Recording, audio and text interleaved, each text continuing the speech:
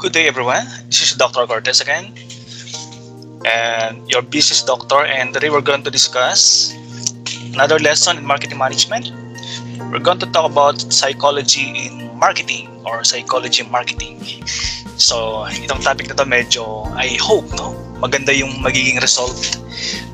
Because I know that all of you guys, students, businessmen, we learn from this topic about psychology in marketing na sana magamit sa classroom, sa klase, and later on mga estudyanteng gusto maging negosyante. I hope that this one can be a good will have a good contribution para sa inyo lahat. At sa mga negosyante dyan, mga businessmen, you listen to this one, and I hope that I can contribute sa inyong mga negosyo, or if you want to have your own business later on, sana maganda to.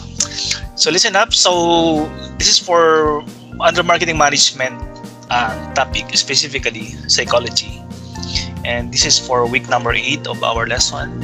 And we'll start this one by introducing you to the topics that we covered for the day. We're going to talk about the following: the FOMO. Mamaya paliwanag natin ibig sabihin ng FOMO. First impressions, limited supplies time, giving back, good deeds, mob mentality, and the trust game. Ito lang yung mga ilan sa mga topics na ating i-cover for today. And siyempre, meron tayong objectives.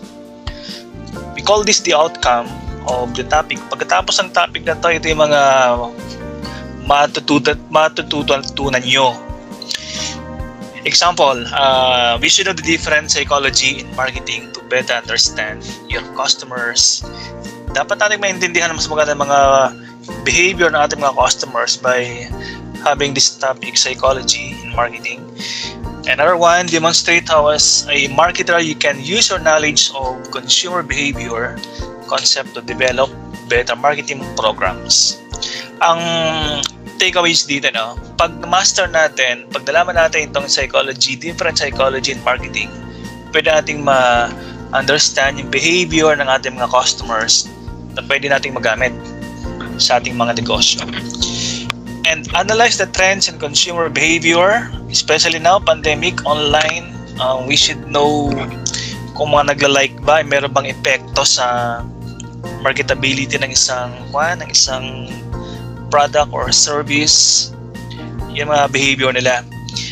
And of course, apply them to the marketing of an actual product or service. Takeaway, which we know the theory of psychology in marketing, and dapat ating magamit yan sa ating mga businesses later on or sa ating mga klase. So those are the topics and the learning outcomes. So let's start with this one. This one is a very short presentation. Mayroon lang tayong 20 slides, but this one is full pack. This one is a concise topic. Maraming close to 18 slides lang to, but let's have this one. Ang pinakauna, the psychology in marketing is the theory of FOMO. Kanina, pinakita ko yung FOMO, and you are wondering what is the meaning of FOMO sa marketing. FOMO means the fear of missing out. Takot kang maunahan, takot kang mawalan, takot kang maubusan sa marketing. Diba? Sometimes you are like this one. Takot kang maunahan, so gusto mong mauna. Tapos takot kang maubusan, so gusto mong bumili kaagad. Which is a good thing sa isang marketer or nagbebenta. The psychology of losing, takot kang mawalan. Losing something weighs more on a person's subconscious than when something is won. Mas importante sa'yo na hindi ka maubusan kesa ikaw ay mas takot kang maubusan. Yan ang pinaka-importante sa'yo. Okay? Pag nauna ka, minsan walang kwenta sa'yo, pero pag naubusan ka, natatakot ka. Pag naubusan yung customer mo ng isang product or service, natatakot sila. Okay? Pag nauna sila, hindi masyadong importante because that is a given. But once maubusan sila, takot na sila. That is the FOMO. So, mga individuals daw will do anything they can to avoid a loss. They can do everything, anything to avoid missing out. Dapat hindi sila maubusan. And we take advantage of that one. Pag ikaw nagbebenta, pag ikaw yung vendor, pag ikaw yung marketer, you take advantage of that one. Yung mentality ng mga customers natin na ganun. Okay? Takot ang maubusan ha. Sige. I will tell you something na isipin mo na baka maubusan ka nga. Para bumalik ka kagad sa ng aking product or service. That is psychology. Okay? Takot ka, di ba? Especially pag mga they call this, mga physiological needs natin, mga basic needs natin, rice, sugar, salt, di ba? Nagpa-panic buying tayo. May marinig na ng balita in the television or social media, nagpa-panic na sila to avoid loss. Di ba? Or missing out. Minsan naman, natatakot silang maunahan. Di ba? Example, you are selling a new model of rubber shoes. Okay? Yung mga mahilig sa rubber shoes, nagunahan yan. Minsan, they are camping out outside your shop para pag nagbukas, pag binibenta mo na yung product na bagong modelo ng isang rubber shoes, no, dapat sila yung mauna. Kasi takot silang maunahan. Okay? So, for us, no, sabi ko kanina, no, we take advantage of that mentality ng mga customers para mas mabenta sa atin. Okay? So kayo guys, sino dito yung natatakot na maubusan ng isang something or maunahan siya? Or pag naunahan siya, makaibigan yung meron tapos ay wala, makatugplay siya. Right? So what is the tendency? Gagayahan niya sila. Ayaw pahuli, right? Ayaw masabihang oy, wala ka, naubusan ka, para ma-out of place. No? Pag mabay ka yung ganung tao, ma-out of place ka pag wala ka. Okay? Because that one, for sometimes, no, that is a status symbol para sa'yo. So, bibili mo kagad yung product mo yan. Alright? So, that is the first one.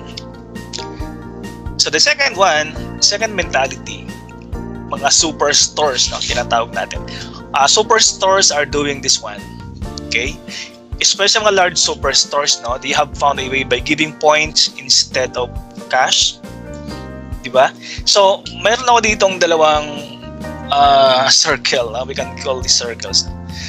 The first one is 50 points and the second one is the 50 cents. Sa atin, no, sa Pilipinas, mga 50 centavos. Okay?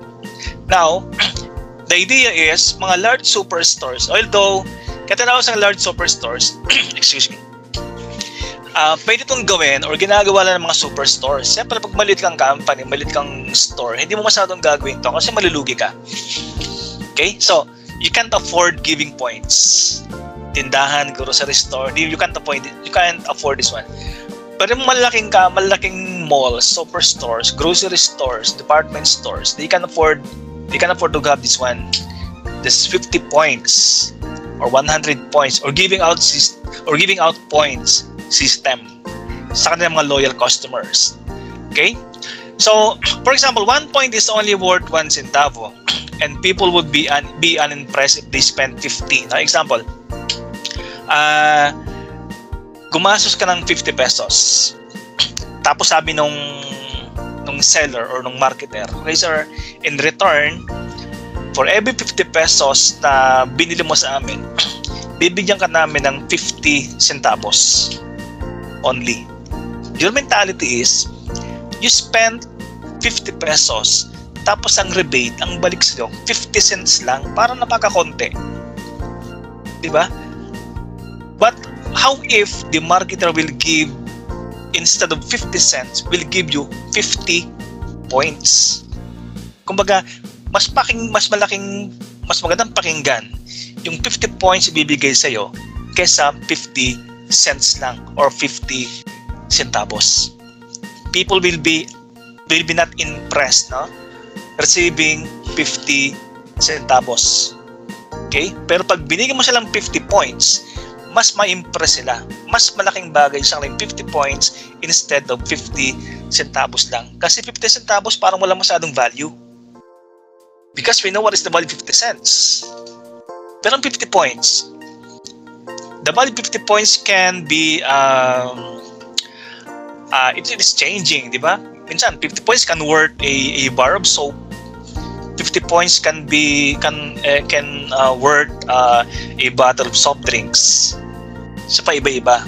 Samantalang 50 cents in itself is very small. Alam mo kaagad ang value ng 50 cents. Alam mo kaagad ang mabibili ng 50 cents. That's why they are not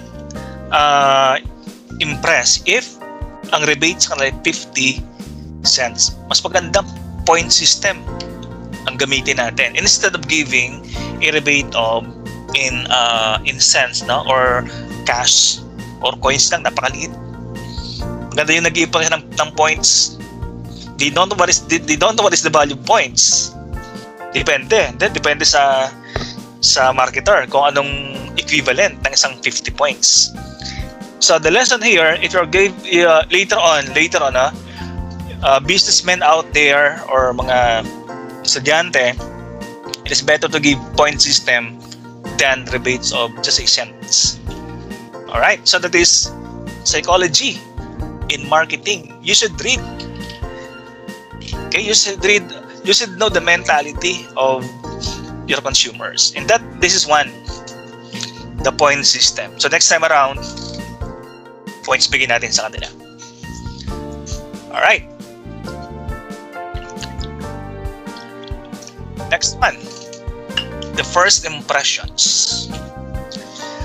Okay, so if you are a social media, you are marketing through the social media or television or magazines, yung pinakaunang nakikita sa'yo ng customers mo, it has a lasting impression. Example, your headlines, opening lines, image, first price point, yung pagpasok mo pa lang, di ba? Biniwan ka ng discount. Parang first impression. Kahit next time, wala masyadong discount, pero yung pinakauna kasing natatandaan nila, something that lasts. They have a direct impact on their judgment about your store.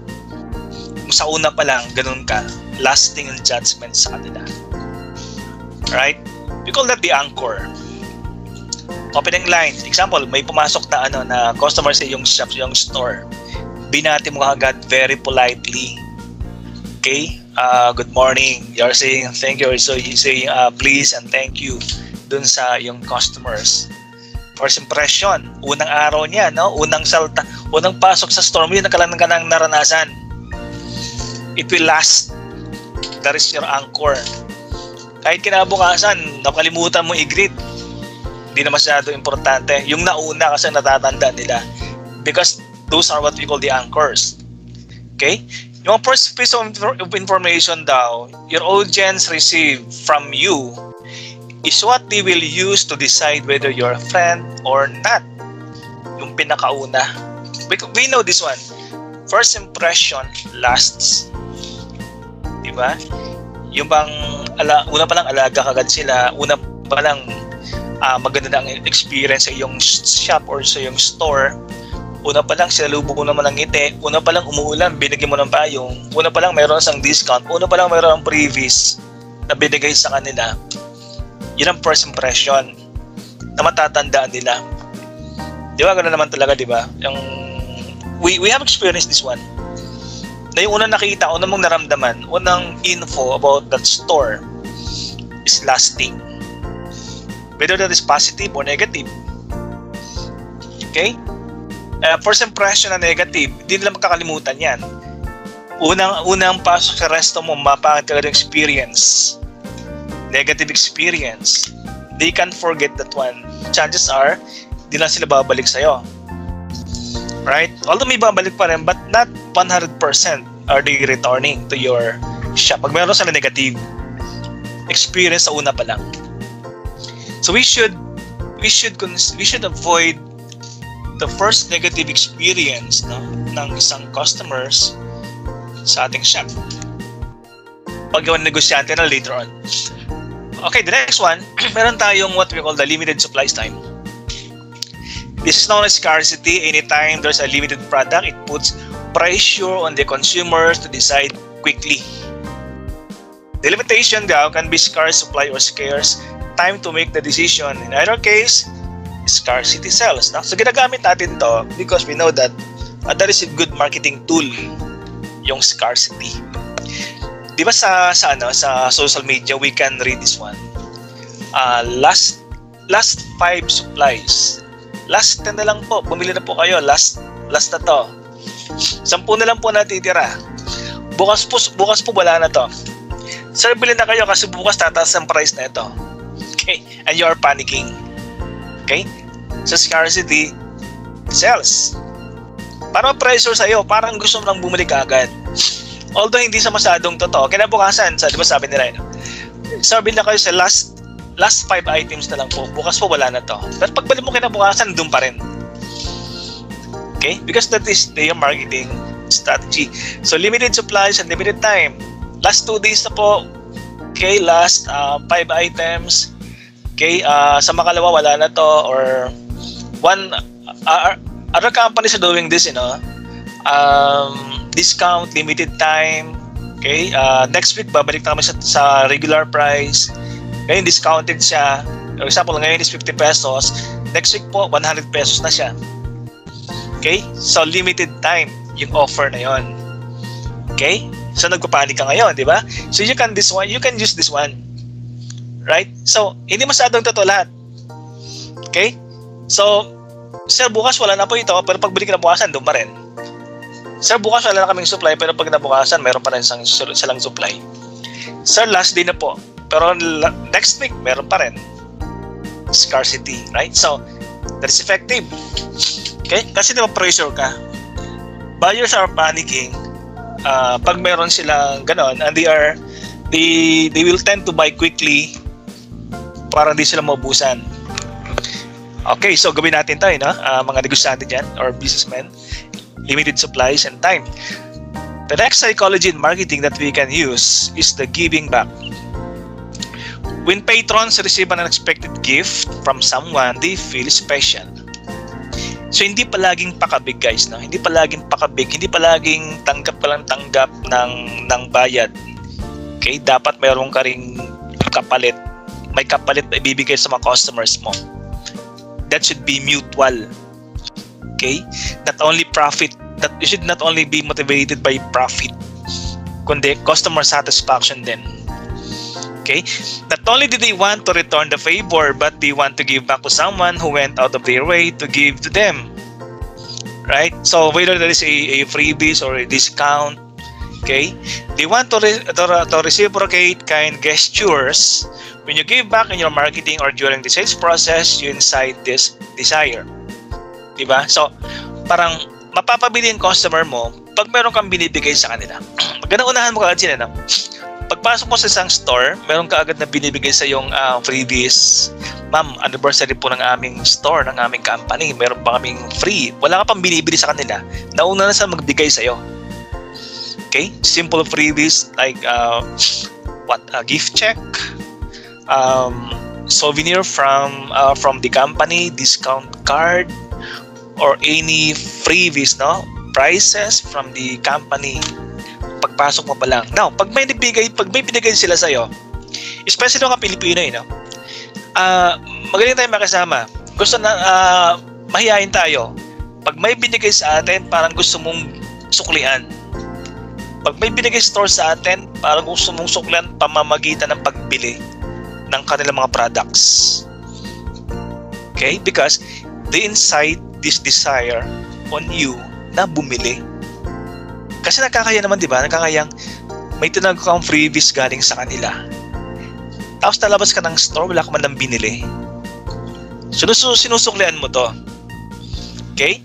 So, pag bibigay kayo sa yung isang marketer, or pag ikaw ay nagbebenta, may binigay ka sa mga customers mo, this makes it easier for them, for your buyer, to say yes for the sale. Saka mo bentahan. Right? Parang inuna mong bigyan sila ng isang free bago mo sila bentahan. Chances are, na Pilipino magaling makasama. Okay? Nahihiya tayo magbumili pag meron tayong tinanggap na free. from the marketer, di ba? So, next time, businessmen out there, no, mga negosyante dyan, mga students, you can do this technique. Okay, you invest on freebies na pwede ibigay sa mga buyers nyo or customers entering your store or your shop later on. That is psychology in marketing. Yung mga gandang technique, no? Mga little things or little token na pwede pamigay natin, keychains, ano pa, kunti lang ang price di ba? The cost is a very minimal compared naman sa return on nabibili sila sa'yo. Di ba? So, mga Pinoy, mahilig sa libre. Kahit napakakunting bagay yan, basta libre, di ba? So, natutuwa na tayo. And, chances are, mas mapapalis tayo pag meron tayong tinanggap. Okay, that is good mentality, psychology in marketing. Now, the next one, the good deeds being done by the company. Companies now donate a product for each product sold. It's a grand gesture that's cause Tom's to become a household name or any product, for example, is called cost marketing. So it taps into a person's desire to give back without asking for a donation. It allows buyers to feel good about their purchase. Now, we should show that our company, our business, our store is doing good deeds towards the community, towards the environment, or victims of calamity. Diba? Para maganda ganito na nakalagay sa iyong karatula. For every 50 pesos that you buy, that you purchase from our store, 5 pesos will go to a certain charitable institution, or 5 pesos will go to the victims of a typhoon. Okay? Or, what else? For every 10 pesos, diba, you can, 1 peso, 10 peso, 1 peso will go to some donation to the charity. Diba? So pwede nating we can do those things. Right? So maganda. Okay? So if you're the buyer, pag meron kang binili, pakiramdam mo, sa aking bawat 50 pesos pa lang binili sa kanila, a portion of it will go to charity. So parang sige na nga, bibili ako, di ba? Bibili ko yan kasi there is one way of one thing of donation. Parang nagdo-donate pala ako. Bumili na ako sa kanila, tapos nakapag-donate pa ako. Diba? So yung ginagawa ng mga company. They are showing good deeds, and chances are, it works, mas bibili sila sa'yo pag they know that a portion of their purchase will go to charity or any other cause or civic, to some civic organizations or to victims of some calamity. Diba? So pwede natin gawin to, Pwede natin gawing technique to. Diba? That is psychology in marketing. We call that as cost marketing. For selling products or services, and because we are supporting some cause by your own company, or you're helping some cause of your friends, or some cause of a civic organization. Alright, diba maganda? Alright, so let's go to the next one. We call this the mob mentality. By the way, pag sinabi nating mob, that crowd, di ba? Sumusunod ka sa crowd. Sumusunod ka sa karamihan. Like for example, over 70% of mobile consumers say they use product reviews to help make their purchase. So, social media. Mas bibili sa isang customer pag nakita lang maraming bumibili. Isa pa paano ito pag it happens pag physical store, pag sa online. O pag online naman, di ba, how do we show that many people are buying our products? Paramihan ng likes. Right? Paramihan ng mga testimonials about your product. Kaya, one time, I avail a service, sabi sa akin ng isang nagbebenta, sir, pwede bang mag-comment po kayo dun sa aming chat box, a good comment, positive comments about your good experience sa aming product. O sige, magsusulat ako ng comments or testimonials dun sa inyong chat box. Di nakita ko ang dami nag-chat doon for positive reviews naman. So kasi nga 70% ang nakakabasa noon, okay, ay nagsasabi na they are using product review or testimonials na para sila tulungan mag-decide or hindi. Ibig sabihin, nakakatulong yung mga review na yan. Kaysa isang product na wala kang makitang testimonials or review. Alright? So, next time, gawin nyo ganun. You ask your customers to write something about your product. Positive, siyempre, di ba? Positive review about your product. Kasi may chance na mas makapag-decide positively yung mga nakakabasa nun kesa walang laman, no? Yung mga comment boxes natin. Okay, so I hope that you will use this one. Now, showing reviews on your website and soliciting feedback from customers lets your buyers see the product through a different perspective or through a different lens. We have 50 customers writing on the chat box or writing on the comments, right? So 50 different comments daw, 50 different perspective ang nababasa mo. Hindi lang isa. So 50 independent opinions, no, yung nababasa mo of the product. Okay, so 50, that is better than only one review. Hindi lang perspective nakikita mo, but the perspective of other people also as well. Okay, so that is mob mentality.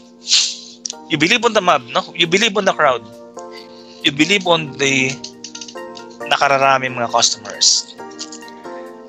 Okay.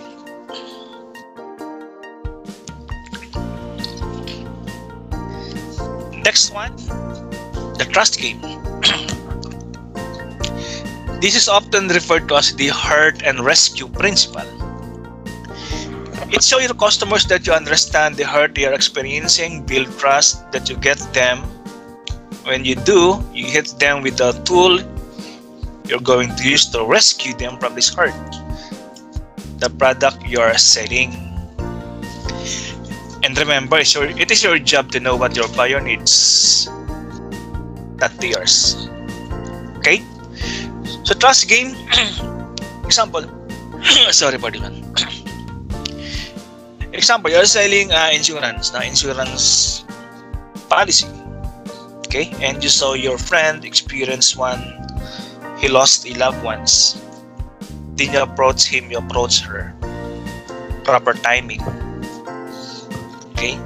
Nahirapan siya about the wake, nahirapan sa pagbalibing yung kanyang loved ones, yung gastos. Diba? So binebenta mo siya ng funeral plan. Example, pre, I understand, sorry for your loss, I understand what you're undergoing now. Okay, and I want to help you next time around to lessen your pain, to lessen your difficulty during this time. Do you want to avail of a funeral plan just to help you out? Diba? Parang nilalagay mo sa sarili mo dun sa experience, no? Nung taong just suffered a loss of a loved ones by selling him a funeral plan. Proper timing. Diba? Because that is what we call the from a hurting feelings of someone, diba? Parang bigla kang papasok ngayon, diba? Or another example, hospitalization, diba? Masyadong mali hospitalization. Then you can sell somebody a medical insurance, diba? Na pwede niya magamit kasi nakaranas siya ng paying a very large hospital bills. So next time around, pag meron sa medical insurance plan, makakatulong. And that is a product you are selling sa kanya. Diba? So that is what we call getting them or building trust, or not just selling a product, no, or a service to someone, but ilalagay mo yung empathy, no? Okay? You understand the feelings of someone kaya mo sa binebentahan. Right? Or isang taong malungkot, lapitan mo, di ba? Wala sang masyadong may pera sa, no? Okay, we are back, no? So I lost it was lost temporarily. So that is a trust game. Diba? You're getting the trust of a customer na be sure, assuring him that you are selling a genuine product, not only for profit, not only for your own benefit, but for the benefit as well of the buyer, of the customer. Okay, the next one, we have this one, the hand holding. Ito maganda to, no? Holding hands. You hold your buyer's hand to the finish line over and over again. Hand holding is a trick that works well for repeat buyers. So mayroon ka mga suking customers, no? It happens to me once in a while pag nasa isang mall ako. Now I'm trying to buy something, trying to buy a long sleeves, no? Tapos yung sales lady, talagang asikaso ka. Hindi ka iniwanan. Sometimes annoying, but he's always there to assist you. Pagsukat, pagpunta sa dressing room, kahit paulit-ulit kang humingi ng another stock or another size, no, hindi pa rin siya nakukulitan sa'yo. Then ultimately, no, yung talagang nakapili ka ng isa, sasamahan ka pa niya papunta sa counter. Masyadong malayong counter, right? Pero samahan ka hanggang doon. Hanggang sa pila, itutupan sa yung pila kahit malayo. Okay?